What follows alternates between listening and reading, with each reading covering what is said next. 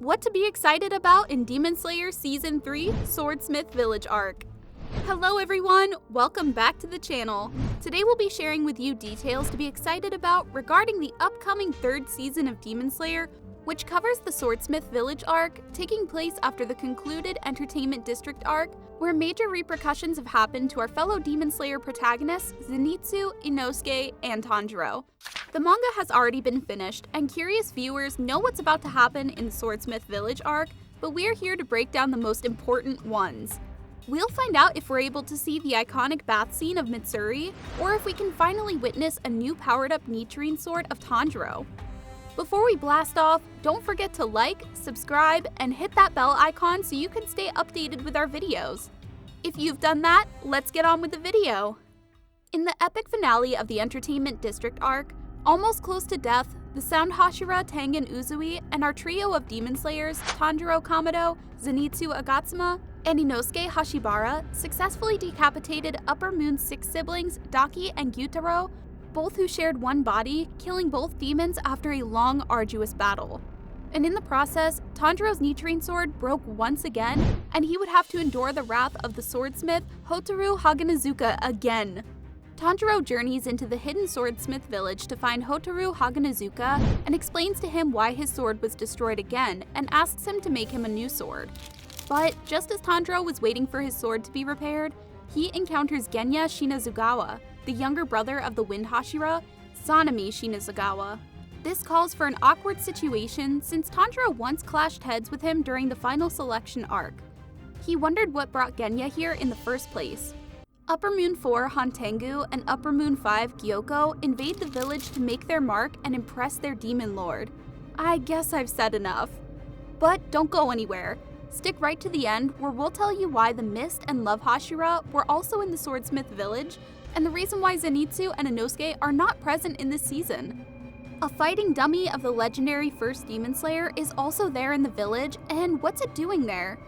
We will also witness the appearance of a much-awaited and beloved character from the demon's side, and not only that, but some backstories regarding certain characters pivotal to the plot will also be revealed to us.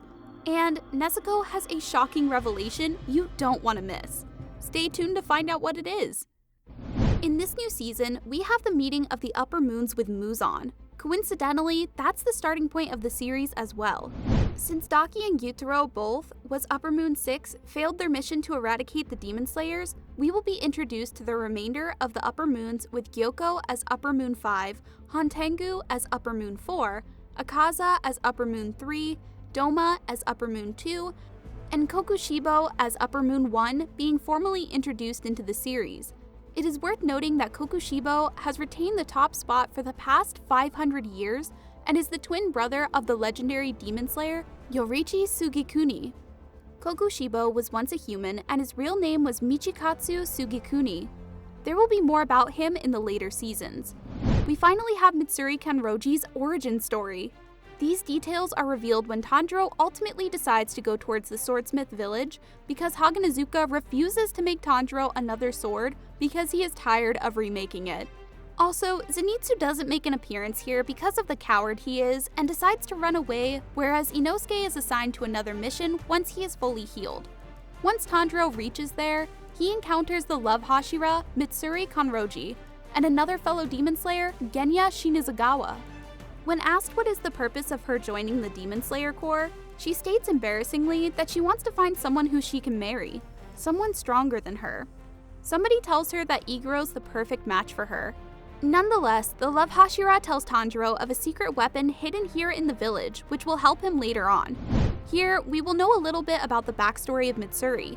Some interesting facts about her are, she eats with an appetite equivalent to 3 sumo wrestlers, has 8 times the muscular mass, and was rejected by her first fiancé for these strange characteristics of her. That's some heart-wrenching incidents difficult to swallow. Now comes learning more about the origins of the legendary demon slayer Yoriichi Sugikuni. Remember the boy the Mist Hashira was trying to grab? We'll get more into detail regarding the Mist Hashira later on. The boy's name is Kotetsu, and he is the one responsible for the repairs and knowledge of the battle doll his ancestors made, known as Yoriichi Type 0. It's got 6 arms, since the real-life Yoriichi was so powerful that modifications had to be made to the doll to replicate its maneuvers.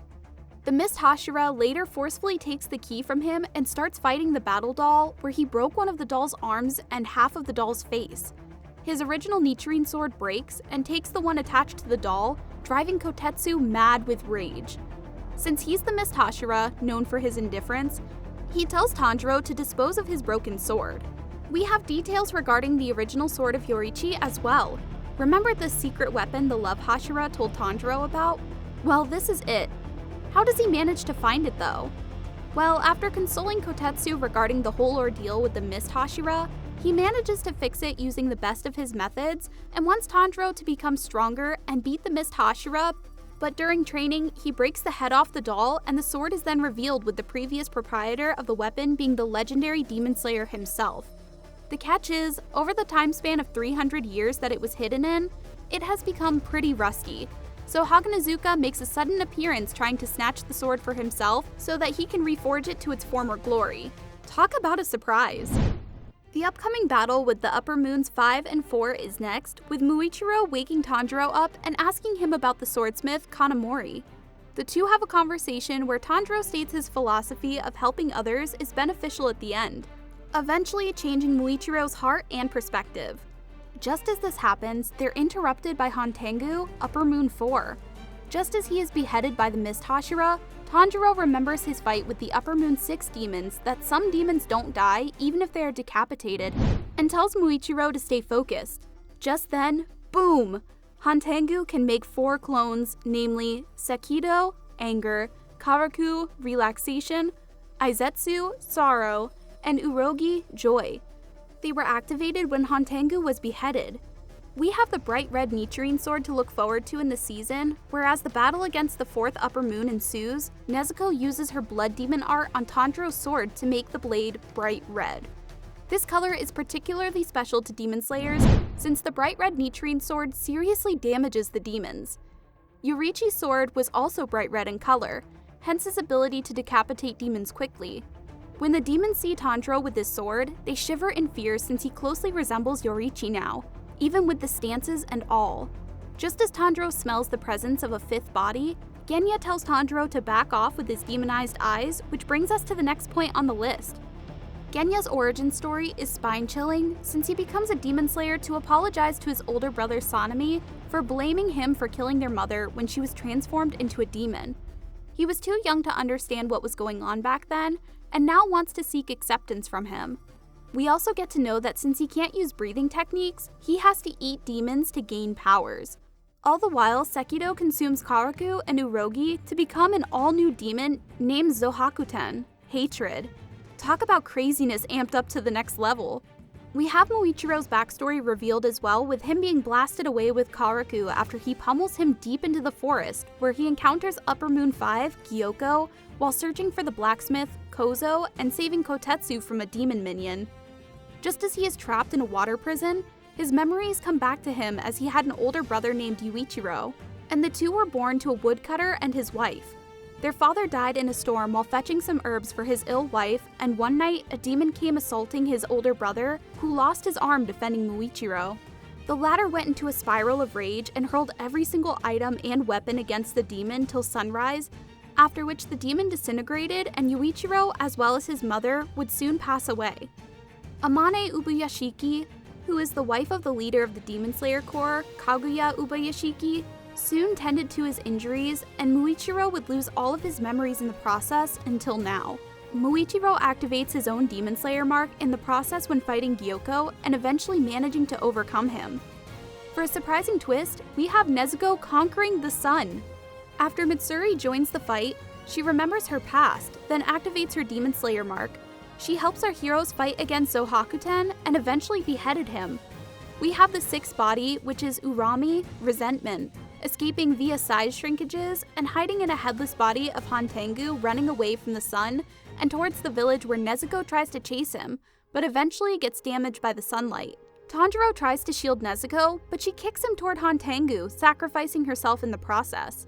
Tanjiro eventually manages to defeat him at the cost of his sister's life, only to discover that she can speak and stay in the sunlight. Way to go, Nezuko! Was always rooting for you.